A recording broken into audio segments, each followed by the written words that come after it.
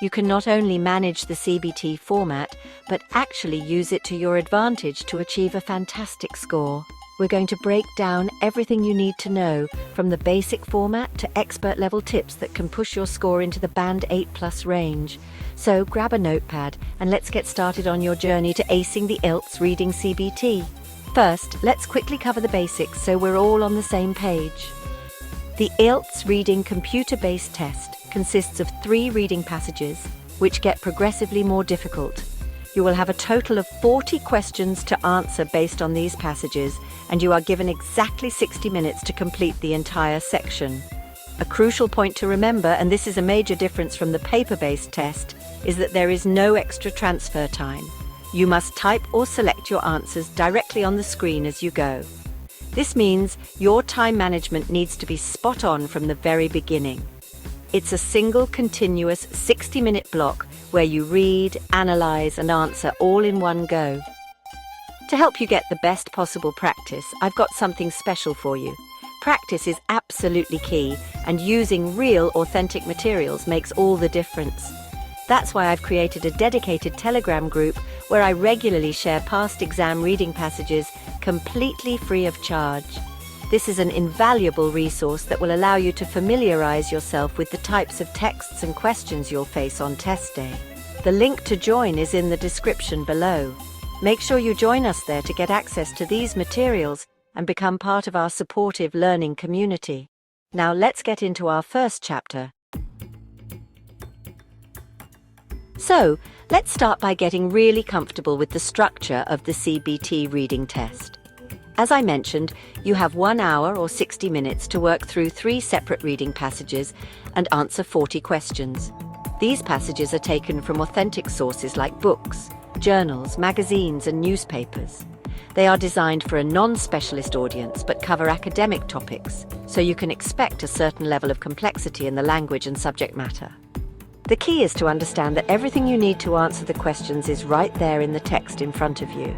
You don't need any prior knowledge of the topic to succeed. The on-screen layout is something you must get used to. Typically, the screen is split into 2 sections. On one side, you'll have the reading passage, and on the other, you'll have the questions. This is actually a fantastic feature because you can view the text and the questions simultaneously. You won't have to constantly flip pages back and forth like in the paper-based test. You'll have a scroll bar for the passage, which can be quite long, and another for the questions. Getting fluent with scrolling and navigating between these 2 panels is your first practical skill to master. One of the most critical aspects to drill into your mind is the timing.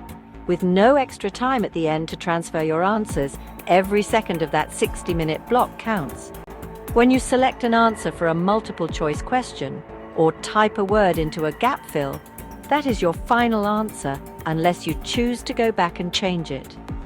This integrated answering process means that your time management strategy must account for reading, understanding, finding the answer, and inputting it, all within the same time frame. We'll talk more about specific time management strategies later, but for now just absorb this fundamental rule: answer as you go.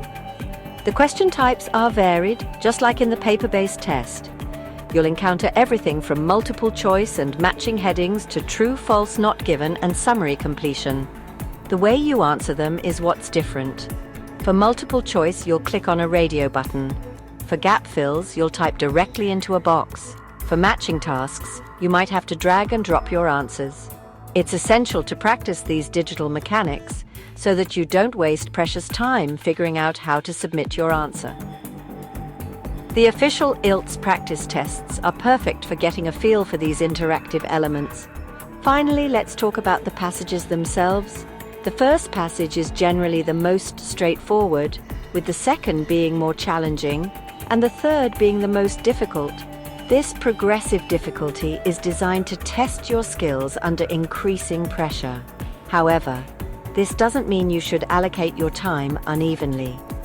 A common and effective strategy is to aim for roughly 20 minutes per passage. This gives you a clear structure for your 60 minutes and prevents you from spending too much time on the earlier, easier sections at the expense of the more complex final passage. Remember, every question is worth 1 mark, regardless of its difficulty. Now, let's explore the different types of questions you'll face. Being able to quickly identify the question type is a strategy in itself because each one requires a slightly different approach. First up is multiple choice. This is a familiar format where you're given a question and have to choose the correct answer from, usually, 4 options. In the CBT format, you simply click on the option you believe is correct. A variation of this is choosing multiple answers from a longer list, so always read the instructions carefully to see if you need to select 1, 2, or even 3 answers. Next, we have the infamous true, false, not given questions, or in some cases, yes, no, not given. These questions require you to determine if a statement agrees with the information in the text, true or yes, contradicts it, false or no, or if the information is simply not available in the passage, not given. The distinction between false and not given is often the most challenging part. False means the passage explicitly says the opposite, while not given means the topic isn't mentioned at all or isn't mentioned in enough detail to verify the statement. Precision is key here.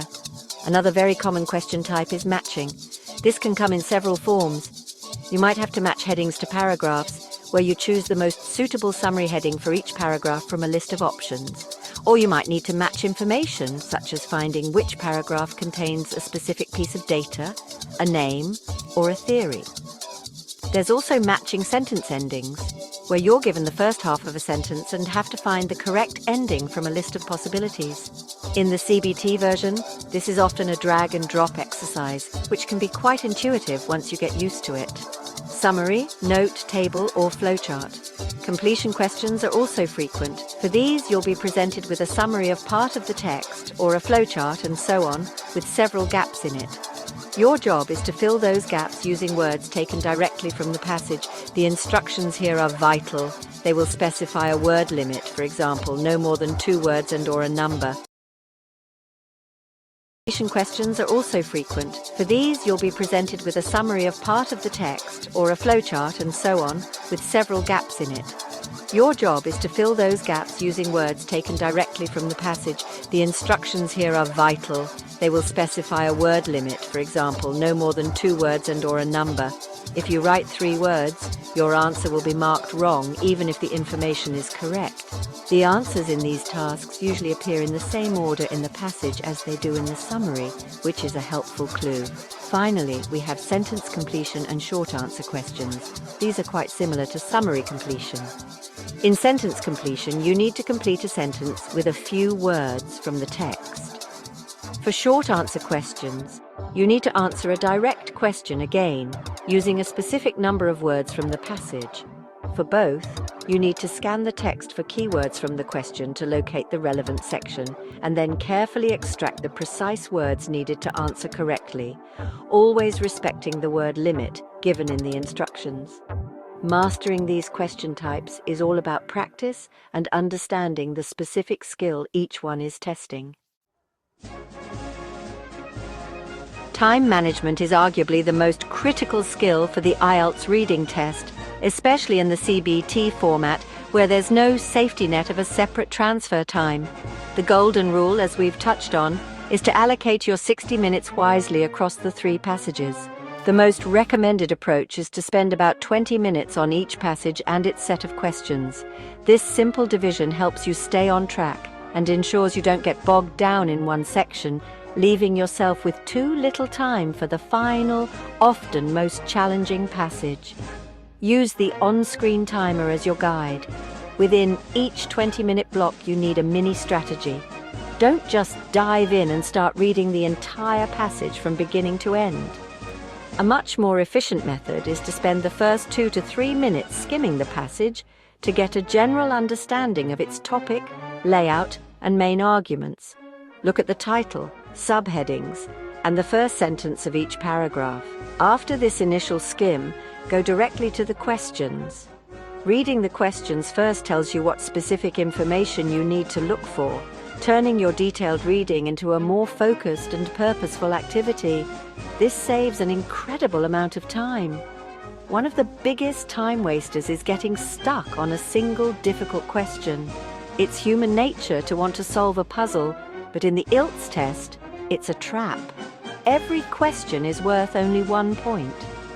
Spending 5 minutes on one tricky question is not a good use of your time when you could have answered 3 or 4 easier questions in that same period. The CBT interface has a brilliant feature for this, the flag for review option. If a question is taking you more than a minute or two, make your best guess, flag it, and move on. You can come back to all your flagged questions at the end if you have time. Another key aspect of time management is the order in which you tackle the questions for a particular passage. Some question types are easier to answer first. For example, questions that follow the order of the text, like summary completion or sentence completion, can be good to start with. They help you build an understanding of the passage's structure and content. In contrast, questions like matching headings require a more holistic understanding of each paragraph, so you might want to save those for last, after you've already engaged deeply with the text by answering other questions. Experiment with this to see what works for you. Finally, practice under timed conditions is non-negotiable. It's one thing to understand these strategies in theory, but it's another to execute them under the pressure of a ticking clock. Every time you do a practice reading test, set a timer for exactly 60 minutes. Be strict with yourself. This will help you build stamina, improve your reading speed, and get a realistic sense of your pacing. It will highlight where you're losing time and allow you to refine your strategy before the actual test day. Consistent, timed practice is what turns good strategy into an automatic, high-scoring habit. The computer-based test environment has some unique features that you can turn into powerful advantages if you know how to use them. Let's talk about screen navigation. As I mentioned, the screen is usually split, with the passage on one side and the questions on the other. Your first task is to get comfortable with the scroll bars. You will be scrolling a lot, so you need to do it efficiently. Practice using your mouse's scroll wheel or the on-screen scroll bar to move through the text smoothly without losing your place. This might sound basic, but awkward scrolling can be distracting and waste time. One of the best features of the CBT format is the ability to highlight text. This is your digital equivalent of a highlighter pen, and you should use it strategically. As you're reading, you can select and highlight keywords, names, dates, or phrases that you think are important or are likely to be related to a question. For example, if a question asks about the consequences of deforestation in the 19th century, you should highlight those exact keywords in the question, then scan the passage and highlight any sentences that contain them. This creates visual signposts that make it much easier to locate information later. Beyond highlighting, the CBT platform also offers a notes tool. This is like having a digital sticky note. You can select a section of text and attach a personal note to it. This can be incredibly useful, especially for matching headings questions. As you read each paragraph, you could make a quick 2 or 3 word note summarizing its main idea. For example, Para A, causes of problem Para B, first solution tried. When you then look at the list of headings, you can match them to your simple notes instead of having to reread the entire paragraph each time. It's a powerful way to condense information. Another navigation trick is using the question navigation bar, which is usually at the bottom of the screen. This bar shows you all the question numbers from 1 to 40. It's color-coded to show you which questions you've answered, which you've skipped, and which you've flagged for review. This gives you a fantastic visual overview of your progress. At any point, you can click on a number to jump directly to that question. This is especially useful at the end when you want to quickly go back to your flagged questions or check any you might have accidentally missed. Finally, let's talk about copy and paste. In some question types, particularly those requiring you to fill a gap with words from the passage, you can often highlight the correct word or phrase in the text. Right-click to copy or use Ctrl+C and then paste it directly into the answer box with Ctrl+V. This is a game changer. It completely eliminates the risk of spelling mistakes, which would otherwise cause you to lose a mark. Always check if this function is enabled in your practice tests and get used to using it.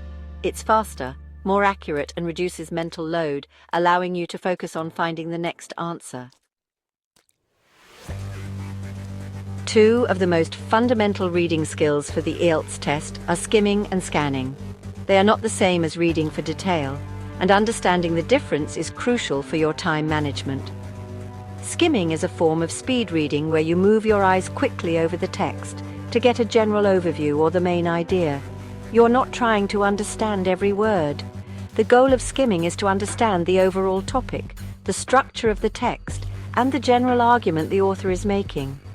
It's what you should do for 2 to 3 minutes before you even look at the questions.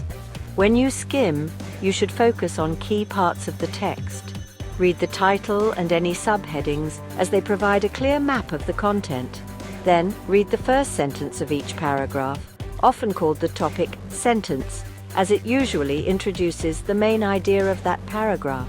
You can also glance at the last sentence of each paragraph, which often serves as a summary or a transition.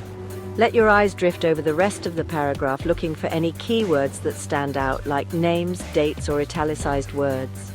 After skimming, you should be able to answer the question, what is this passage generally about? Scanning, on the other hand, is a very different skill. You use scanning when you are looking for a specific piece of information. Once you have read a question and identified the keywords within it, you then scan the passage for those exact words or their synonyms. When you scan, you are not reading the text at all. Your eyes are sweeping across the lines of text, much like a search engine's algorithm, looking for a match to your target word or phrase. You ignore everything else until you find what you're looking for. Let's imagine a question asks about the economic impact of the Hoover Dam in 1935. The keywords here are Hoover Dam, economic impact, and 1935. You would then scan the passage, looking specifically for those words. Proper nouns like Hoover Dam and numbers like 1935 are excellent keywords because they are easy to spot. Once you find a sentence or paragraph containing these keywords, you stop scanning and switch to careful, detailed reading of that specific section to find the answer. This two-step process, scan to locate, then read to understand, is incredibly efficient. The combination of skimming and scanning is what allows you to navigate these long academic texts within the strict time limit. You start with skimming to get the lay of the land. Then you read the questions to get your specific mission. Finally, you use scanning to pinpoint the location of the answer, at which point you zoom in for a detailed read. Mastering this rhythm, skim, read question, scan, read detail, will transform your approach to the reading test. It moves you from being a passive reader to an active, strategic information hunter. All right, let's get into the core strategies that will elevate your performance. Here are my top 10 tips. Strategy number 1. Read the questions first. I've mentioned this before, but it's so important it deserves to be number 1. Before you do a detailed read of the passage, look at the first set of questions. This gives your reading a purpose. You'll know exactly what information you're searching for, which helps you read more actively and efficiently, filtering out irrelevant details from the start. Strategy number 2 is to highlight keywords. In both the question and the passage, use the highlight tool. Keywords are the essential nouns, verbs, dates and names that pinpoint the core meaning of the question. Once you've highlighted them in the question, your scanning of the passage becomes a targeted search for those specific words or, very importantly, their synonyms and paraphrases. This is a visual way to connect the question directly to the answer in the text. Strategy 3. Identify the question type. As we discussed, knowing whether you're dealing with a true, false, not given question or a matching headings question changes your approach. Some question types follow the order of the text while others don't. Some require detailed understanding while others need a more general overview. Recognizing the question type instantly allows you to switch to the most effective mini strategy for that specific task, saving you valuable time and mental energy. Strategy 4 is to use the process of elimination. This is particularly powerful for multiple choice questions. Instead of just looking for the right answer, actively look for the wrong ones. There are often 1 or 2 options that are clearly incorrect or not mentioned in the text. By eliminating these, you can narrow down your choices, significantly increasing your chances of selecting the correct answer, even if you are not 100% certain. This is a smart test-taking tactic that you should always apply. My remaining strategies are just as vital. 5. Avoid overthinking. The answers are explicitly stated in the text. Don't use outside knowledge or make complex inferences. 6. Master synonyms and paraphrasing. IELTS rarely uses the exact same words in the question and the text. Your ability to recognize that annual revenue means the same as yearly income is crucial. 7. Understand paragraph structure. Know that the main idea is often in the topic sentence. 8. Practice paraphrasing yourself. This improves your ability to recognize it. 9. Consistently build your vocabulary. And 10. Always time yourself in practice to simulate real test conditions. Knowing what not to do is just as important as knowing what to do. Many students, lose precious marks, not because they don't know the answer, but because they fall into common traps. The first and most frequent mistake is not reading the instructions carefully. This is especially true for questions with a word limit, like no more than 2 words. If the answer is red car and you write a red car, your answer is wrong. Always double-check the word limit before you finalize your answer. It's a simple mistake that is so easy to avoid. Another common pitfall is overreading or trying to understand every single word of the passage. Remember, you're not being tested on your complete comprehension of the entire text. You are being tested on your ability to find specific answers to 40 questions. Many parts of the passage will be irrelevant to the questions asked. Wasting time trying to decipher a complex sentence that doesn't contain an answer is, honestly, a poor use of your 60 minutes. Stick to the strategy.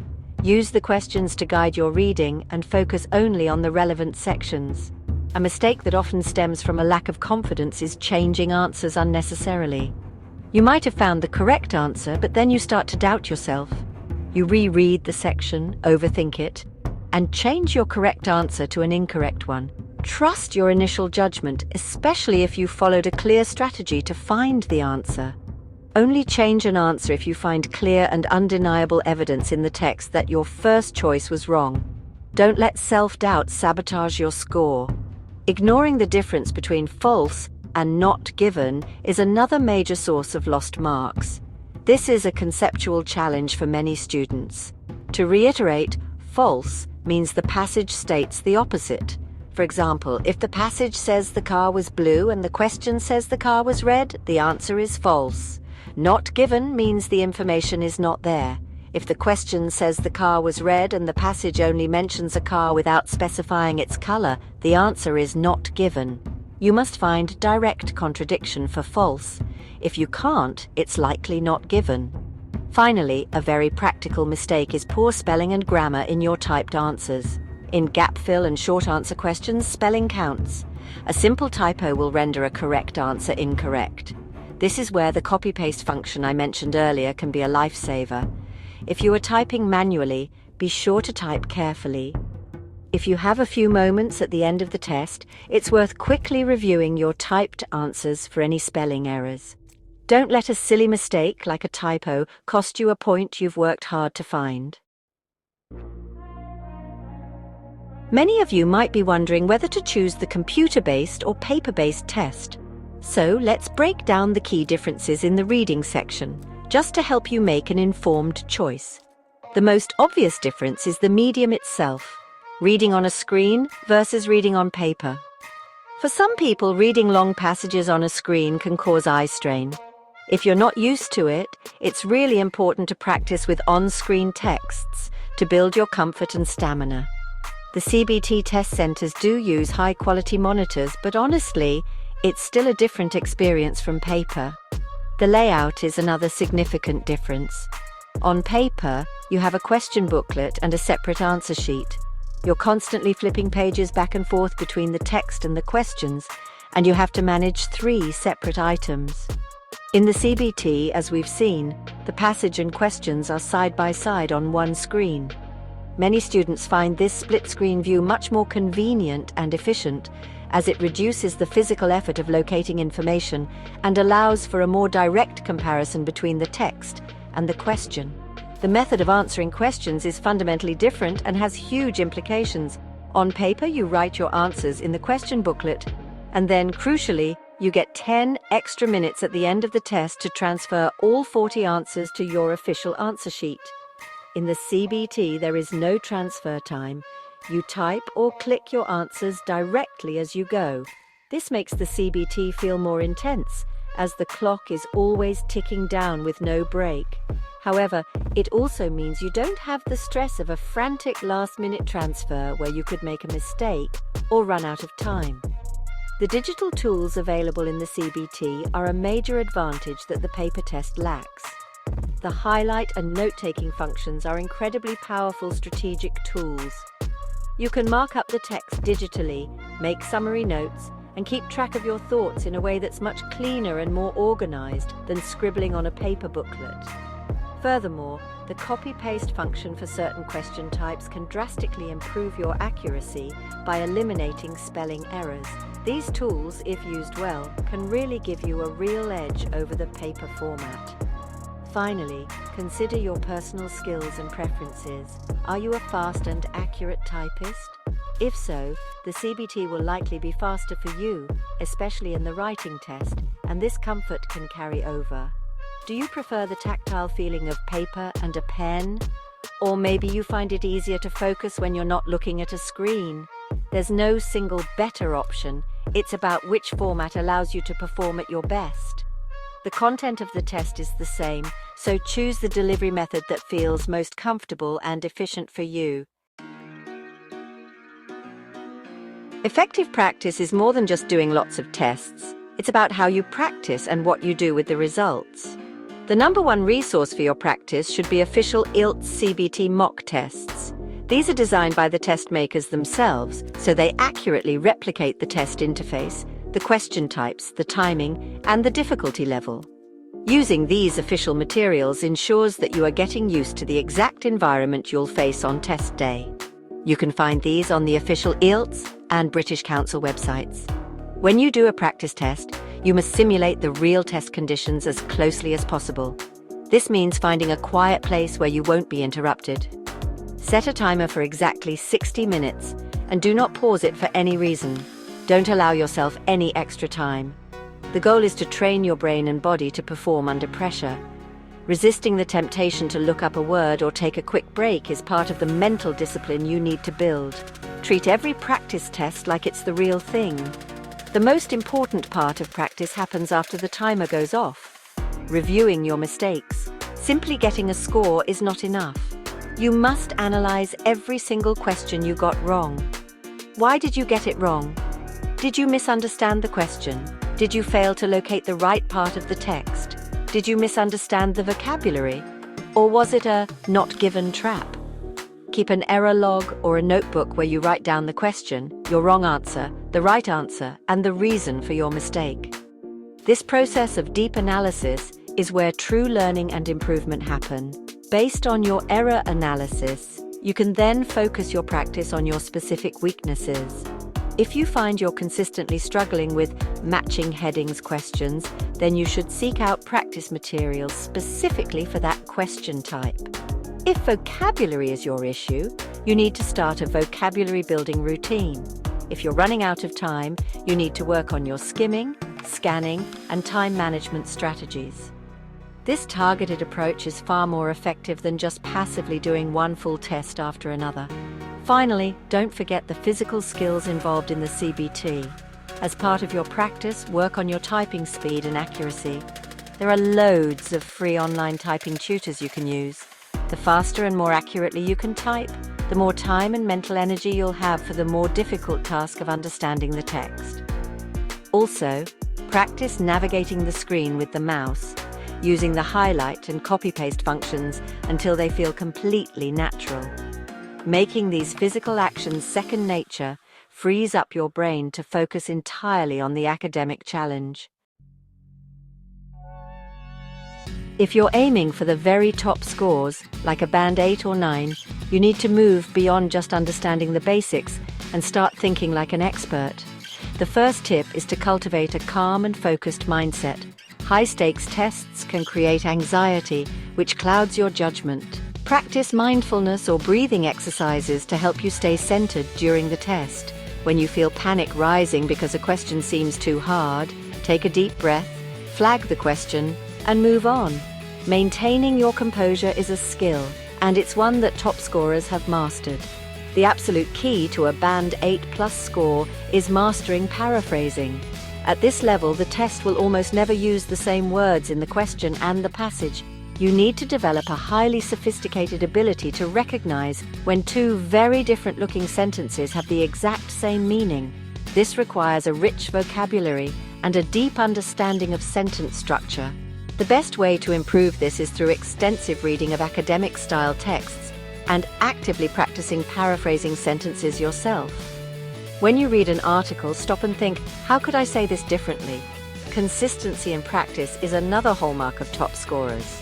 They don't just cram in the week before the test. They make IELTS practice a regular, scheduled part of their routine, perhaps doing a full, timed reading test every weekend for several months. This consistent exposure builds reading stamina, embeds the strategies into their subconscious, and allows them to see gradual but steady improvement over time. It's a marathon, not a sprint, and this disciplined approach pays off with a high score. Expert test takers are masters of self-correction. They are relentless in their analysis of mistakes. After a practice test, they don't just check the right answers. They go back to the text and find the exact words that prove the correct answer and disprove their own incorrect answer. They want to understand the test setter's logic. This deep level of analysis helps them to internalize the patterns of the IELTS test and avoid making similar types of errors in the future. They learn from every single mistake. Finally, Band 8+ candidates have an advanced and nuanced understanding of the text. They can read between the lines to understand the author's opinion, attitude, or purpose, which is often tested in more subtle questions. They have a wide vocabulary that allows them to understand complex and specialized terms from context. This doesn't come overnight. It comes from being a curious and active reader in English in your daily life. Read articles from sources like The Guardian, National Geographic, or The Economist. This broad reading habit is what ultimately provides the foundation for an exceptional score. And that brings us to the end of our comprehensive guide to the IELTS reading CBT. We've covered everything from the basic format and question types to advanced strategies and expert tips for achieving a top-tier score. I know it's a lot of information, but don't feel overwhelmed. The key is to take these strategies and start applying them, one by one, in your own practice sessions. The goal is progress, not perfection. Remember that mastering this test is a skill, and like any skill, it improves with consistent and intelligent practice. You have the ability to achieve the score you need. The most important next step for you is to get practicing with high-quality materials. To help you with that, I want to remind you to join our free Telegram group.